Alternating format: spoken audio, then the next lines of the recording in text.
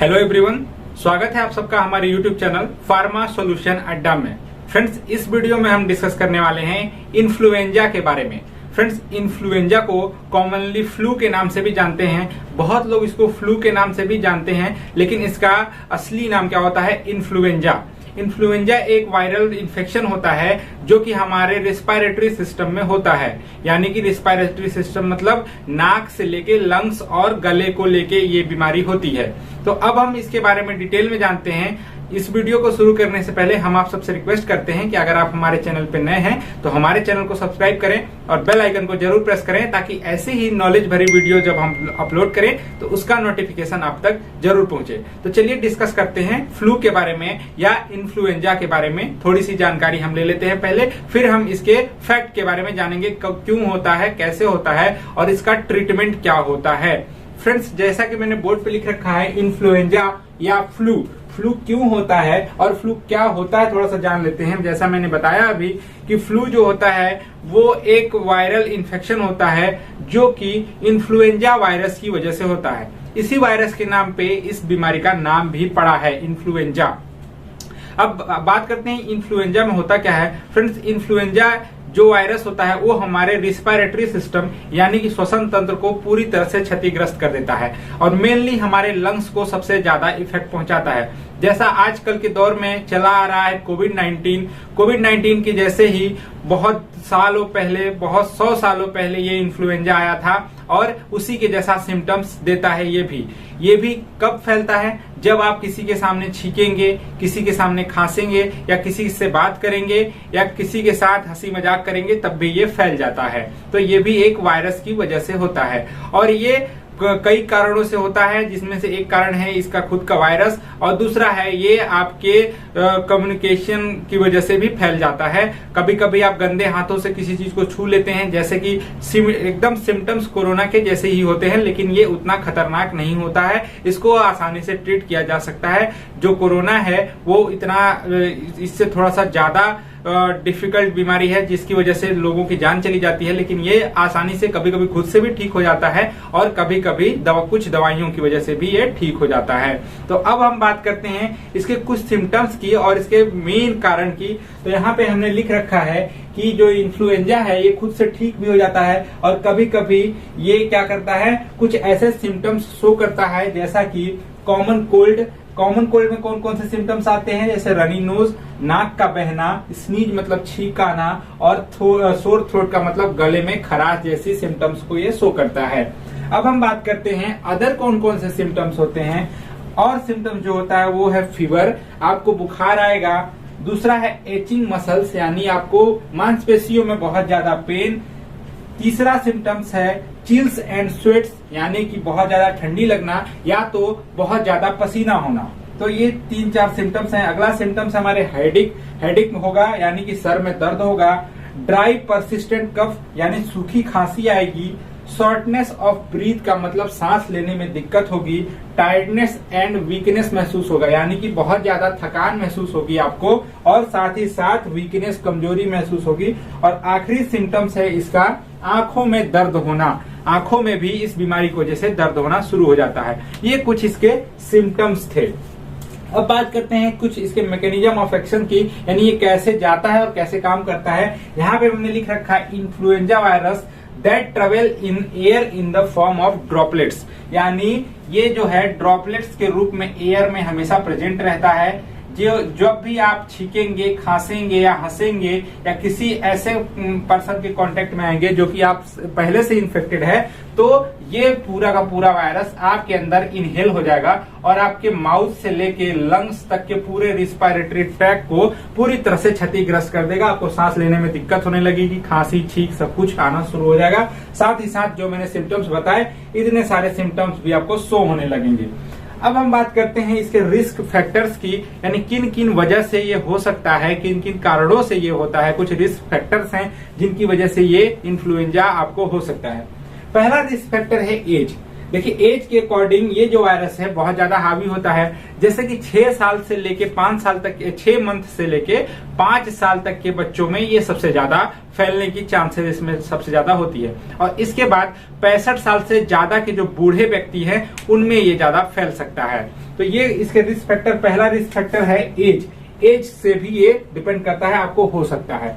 तीसरा है लिविंग और वर्किंग कंडीशन, यानी बहुत लोग ऐसी जगह पे रहते हैं जहां पे हाइजीन भी मेंटेन नहीं रहता, ऊपर से कुछ लोग इन्फेक्टेड भी होते हैं। जैसे कि हॉस्पिटल हो गया, अगर आप नर्सिंग स्टाफ है, हॉस्पिटल के कोई प्रोफेशनल्स हैं जैसे कि डॉक्टर हैं, नर्स हैं और फार्मासिस्ट वगैरह हैं, तो भी आपको ये हो सकता है। जाहिर सी बात है वहां पे बहुत सारे पेशेंट आते हैं जो हो सकता है इससे इन्फेक्टेड पहले से रहे होंगे।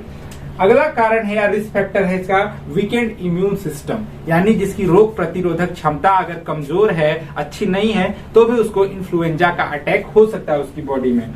अगला है क्रोनिक इलनेस, जिसको बहुत दिनों से पहले से बहुत ज्यादा बीमारी है, जैसे कि दिल की बीमारी, किडनी की बीमारी, इन तरह की बीमारियां अगर उनको पहले से है तो भी ये जो सिम्टम्स है उनको हो सकते हैं या ये वायरस उन पे अटैक कर सकता है। अगला है प्रेगनेंसी। प्रेगनेंसी में थोड़ा सा हार्मोनल चेंजेस होने की वजह से जो महिलाएं हैं थोड़ी वीक हो जाती हैं, जिनकी वजह से प्रेगनेंसी में भी उनके बच्चे तक को ये नुकसान पहुंचा सकता है, साथ ही साथ मदर को भी ये बहुत ज्यादा नुकसान पहुंचाता है। अगला है ओबेसिटी। ओबेसिटी मतलब वजन। अगर आपका वजन ज्यादा है, यानी कि 40 केजी से ज्यादा जिसका वजन है, उसको इन्फ्लुएंजा है या फ्लू है वो होने के चांसेस ज्यादा होते हैं। अब हम बात करते हैं इसके कॉम्प्लिकेशंस की। कॉम्प्लिकेशंस मीन्स अगर हम इन सिम्टम्स को नजरअंदाज करते हैं या नहीं ट्रीट करते हैं या दवाइयां नहीं लेते हैं, तब क्या क्या हमें हो सकता है, कौन कौन सी कठिनाइयों का सामना करना पड़ सकता है, इसके बारे में हम थोड़ा सा देख लेते हैं। अगर हम नहीं ट्रीट करेंगे तो सबसे पहले निमोनिया होने का चांसेस बहुत ज्यादा होता है। फिर ब्रोंकाइटिस। ब्रोंकाइटिस का मतलब आपके जो ब्रोंकियल्स है यानी लंग्स में इन्फेक्शन होने के चांसेस। फिर अस्थमा भी हो सकता है, अगर आप इसको ट्रीट नहीं करेंगे तो बहुत दिनों तक खांसते रहेंगे, सांस लेते रहेंगे तो अस्थमा भी हो सकता है। कुछ दिनों बाद अगर आप नहीं ट्रीट कर रहे हैं और ज्यादा वर्स्ट कंडीशन हो रहा है तो हार्ट की प्रॉब्लम यानी दिल की बीमारी की भी प्रॉब्लम शुरू होनी स्टार्ट हो जाएगी। अब हम बात करते हैं ईयर इन्फेक्शन हो सकता है, आपको कान में इन्फेक्शन हो सकता है, एक्यूट रिस्पायरेटरी सिंड्रोम भी हो सकते हैं, कुछ रिस्पायरेटरी सिंड्रोम हैं वो भी आपको हो सकते हैं। अब हम बात करते हैं इसके प्रिवेंशन, डायग्नोसिस और ट्रीटमेंट की। अब हम बात करते हैं प्रिवेंशंस, यानी कि इसको कैसे कंट्रोल किया जा सकता है। अगर आपको हो जाए या होने से बचने के लिए सबसे पहले हमें कौन कौन सा उपाय करना चाहिए कि हमें न हो, या किसी व्यक्ति को अगर है तो हमें वो न हो जाए, इसलिए हमें क्या क्या प्रिवेंशंस करना होगा, क्या क्या बचाव करना होगा। सबसे पहले हमें वॉश योर हैंड, यानी अपने हाथों को हमेशा धोते रहना है। जैसा कि आप कोरोना में करते आ रहे हैं उसी तरह इन्फ्लुएंजा से बचने के भी सेम उपाय है। आपको हाथों को बार बार धोते रहना है।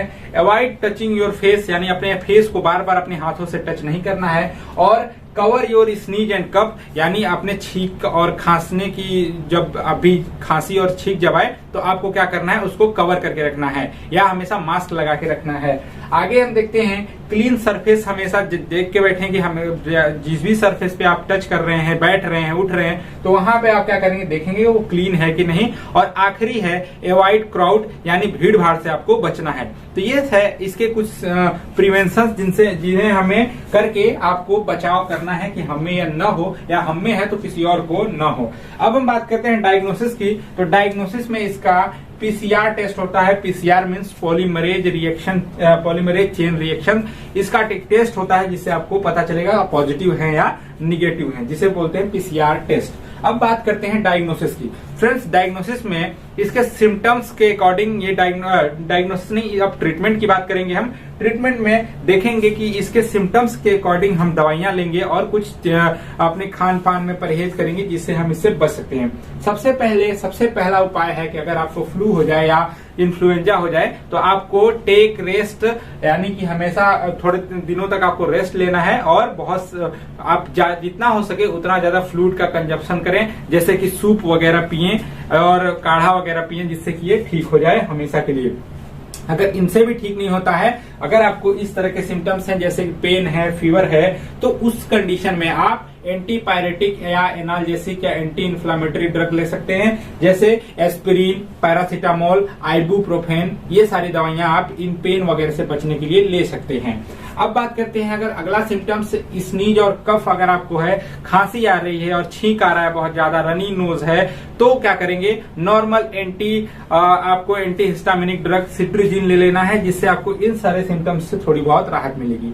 अब बात करते हैं अगर वायरल इन्फेक्शन ज्यादा हो गया है तो हमें क्या करना चाहिए, इन सबसे ठीक नहीं हो रहा है तो कुछ वायरल या एंटीवायरल ड्रग्स हैं जो कि वायरल इन्फेक्शंस को खत्म करती हैं, वायरस के इन्फेक्शन को खत्म करती हैं, जैसे कि पेरामिवीर, ओसेल्टामिवीर और जेनामिवीर। ये 3-4 एंटीवायरल ड्रग हैं जिन्हें बिना प्रिस्क्रिप्शन के आपको नहीं लेना है। ये जो जेनामिवीर है वो इनहेलेशन फॉर्म में आप ले सकते हैं, यानी इनहेल करने के लिए ले सकते हैं, सूंघने के लिए ले सकते हैं। इस तरह से आप फ्लू को पूरी तरह से मैनेजमेंट इसका आप कर सकते हैं।